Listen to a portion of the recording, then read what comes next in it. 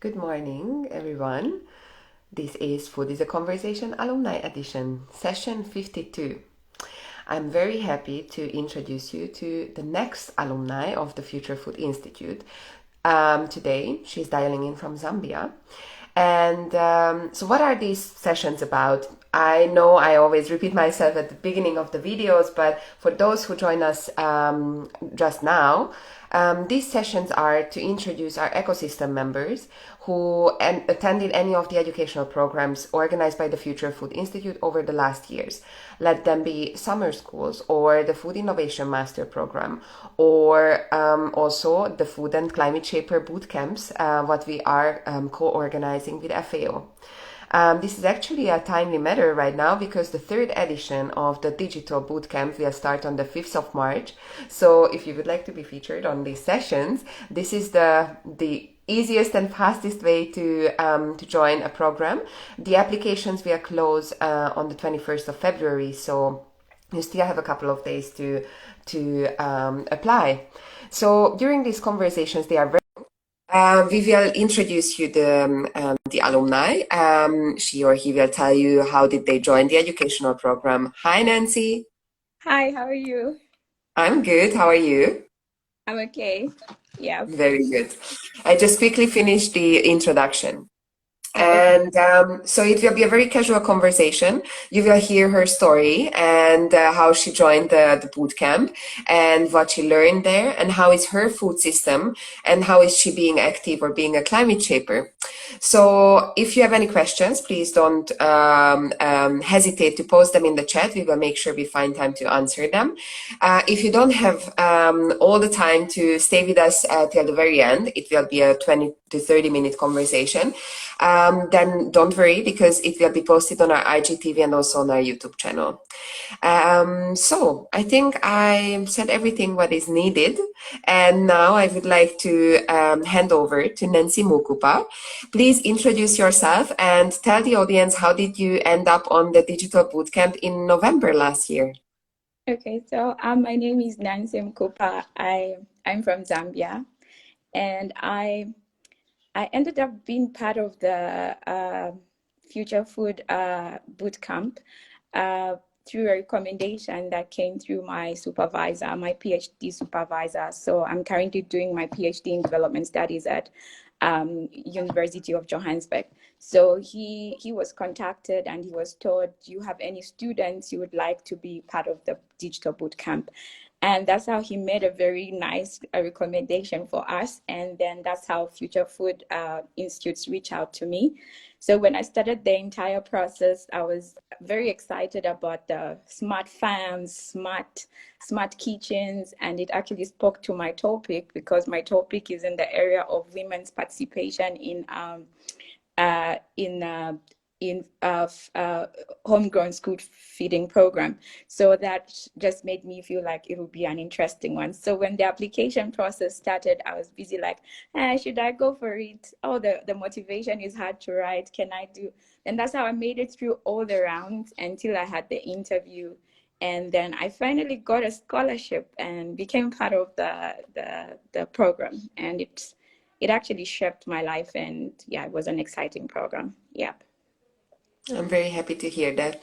So I would like to hear a bit more, or I heard a bit more about your stories already, but I want the audience to also know what is your PhD about and what was your master research, because your research was very, very diverse about agriculture and rural development, and I think it's very interesting to hear what you have learned. Okay. Yeah. So I've always had this interest towards women because they are the ones who are resource constrained, and there's this fight for gender and the gender imbalances. So when I first started my program with interest in agriculture, I had all these modules at my master's level, and one of them that resonated with what I wanted to research on was environmental management and agriculture and rural development. And also looking at my past work and my life, it has always involved food security, women empowerment programs. And so I thought of like, what would I do that would relate to women and their participation in agriculture? That's how I had a topic which was titled Indigenous Vegetable Farming and Women's Access to Markets. So then the entire study was built around approaches such as sustainable livelihood approach. It had it focused on agroecological approach. It also focused on the main theory was a food sovereignty theory. So ending up with trying to find the findings, the exciting findings when I interviewed the women, where it was interesting to notice that indigenous vegetables are the way to go to mitigating climate change, because they are sustainably grown. They need minimal fertilizer or zero fertilizer, and then they are nutritious than the exotic vegetables that we usually have on our tables, and they are cost effective. So then that really spoke to the women, people who are already resource constrained. So amazingly, also the finding shows that there's less documentation on these indigenous vegetables, and they are not really found on people's dining tables. So so after all those findings, and also the agriculture system promotes more of growing crops such as maize, and less improved seed has been there for growing indigenous vegetables. So I was trying to though it has passed 3 years since I got my master's, I've been trying to embark on a documentary to actually go back to these women so that we can document how these vegetables are cultivated, how are they prepared, how are they preserved. And they don't have so much market on the international market because they've not really properly documented on their nutrition content.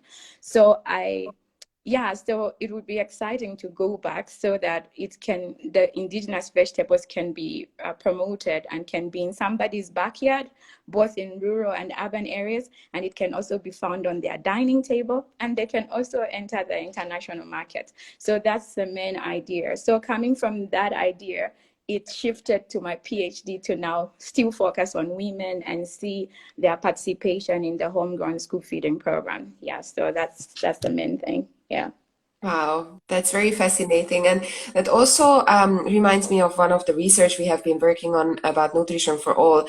And I would be interested, what were your findings about the acceptance of eating these foods? Because in a lot of countries, we had a dinner, for example, in Zimbabwe, the westernized diets are rather the ones what people want to eat, and all those indigenous foods what you just mentioned, they are associated with some kind of a shame. So people don't necessarily want to eat these vegetables. So how did you what were your findings regarding the acceptance of these products? Okay, so in most study, because there's less documentation in Zambia, so what we were finding is that the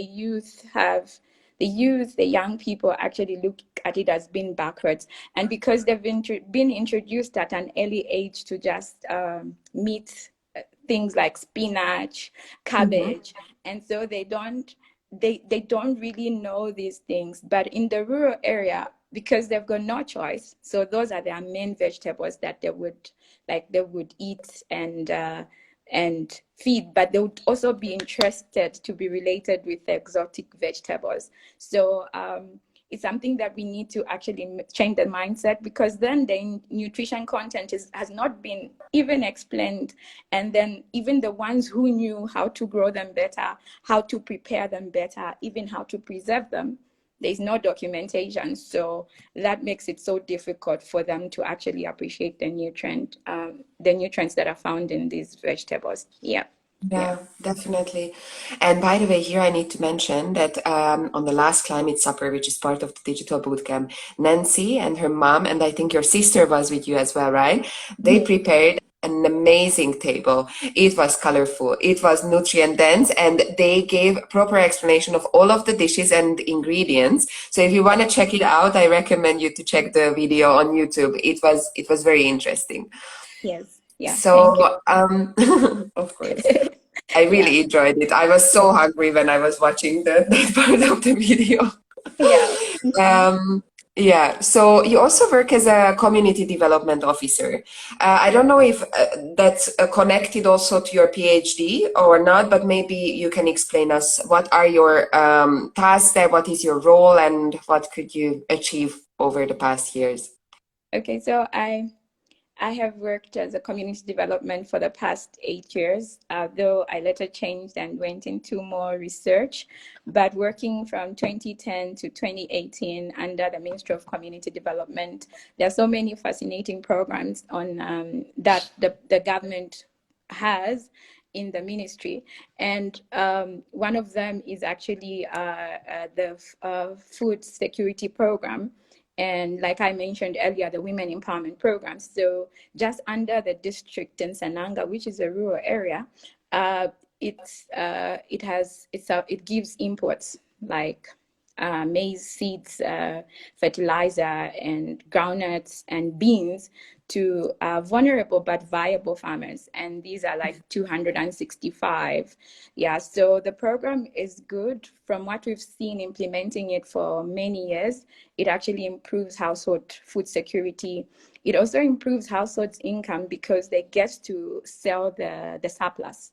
And then they'll have access to other social services such as education and health. Um, Mhm. and the program is very interesting. Some of them graduate to go on another program in Ministry of Agriculture, which is where they get to have subsidized imports, but the similar imports.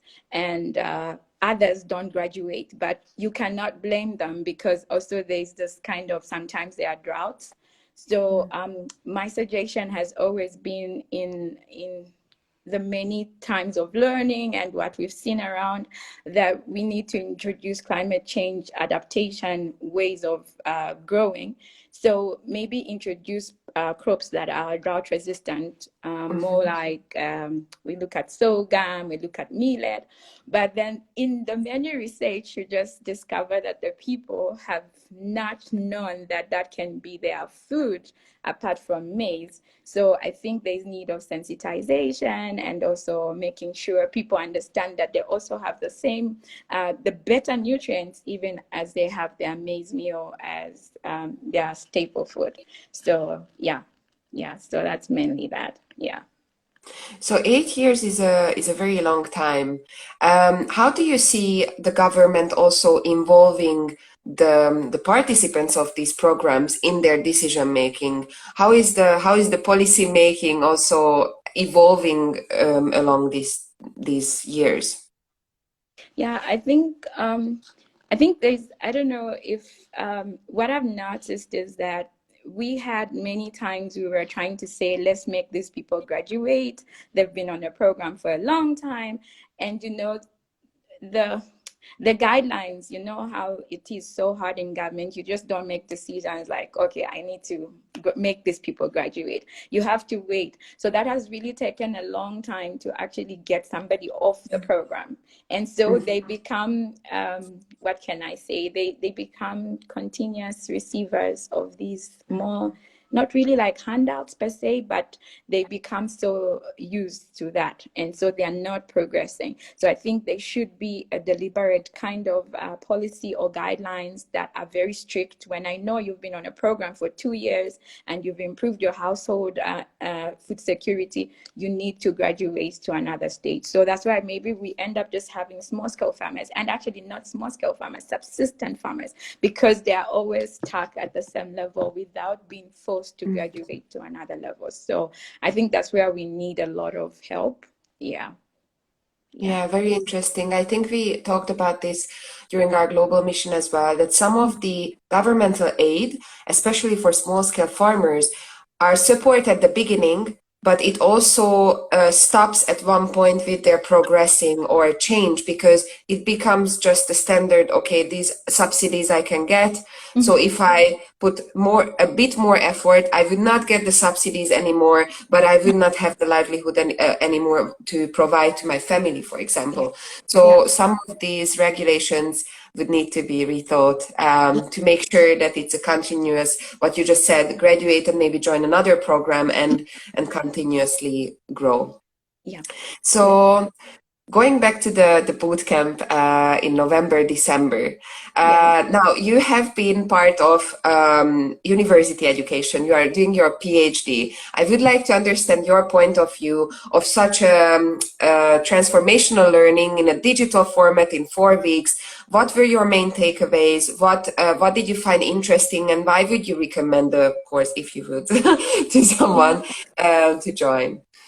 Okay, so the first thing I actually enjoyed about the boot camp was the amazing people, like people coming from over 35 different countries. And I think we are only two African people. So yeah, and all the people we had in the group were either founders or working for very big organizations. And it was so amazing of the great things that they're actually doing. So the first thing I learned was just the network that was created, even just in my own group for the hackathon, where we've created this strong I don't know, attachment, that some people want to really be mentors to me for the NGO that I have, and also be there and help to find funding and to see ways we can actually improve it. And apart from that, there's one topic that really spoke to me, and it's the ecosystem, the understanding of the entire ecosystem.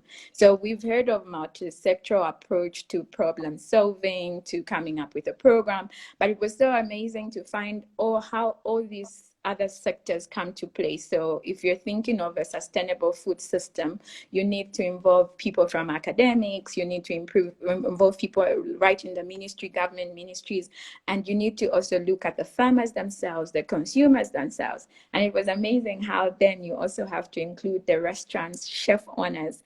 And that was one of the things that really said, every time you think of making a program, you should make sure the ecosystem, the elements are meeting up. And the other one was actually our local supper, the climate supper. So the climate supper was interesting because at the end of the day, I managed to visit all the suppers. And one thing I learned Wow. about all the suppers were like people really are drawn towards their own culture, and everyone was trying to show their culture. So this is what we eat, this is what is accepted, and this is us. Our food define who we are. And so that was amazing. Though I got to ambush my mom and my sister to be part of the supper. Yes. Yeah. So I but hope they enjoyed it too. they really did. They had fun. Yes. And then the local discoveries. And so going through being a host and trying to get to see all the amazing things people are doing. And I got to interview a blogger, a food blogger in Zambia, and it was amazing how blogging resonates with what I've always wanted, to make indigenous vegetables, right, to be on the market, to be globally known. And that was something interesting that I learned. I learned so much from the boot camp. Yeah. And I would definitely recommend it. Already I've made so many recommendations, and I keep on like posting my picture, and people are like, okay, what is this? And I'm like, if I start explaining, you won't understand it. So you better attend it and try to see what it's all about. Yeah. So Oh, yeah. that's a good tagline. I will do that. Yeah. I will use this for Start sure. for my WhatsApp, everyone trying, oh, okay, what's this, Nancy? Then I do a lot of explaining. Sometimes they say, just go to the website, you'll find out what it's all about. Yeah, true. Yeah, Amazing, amazing.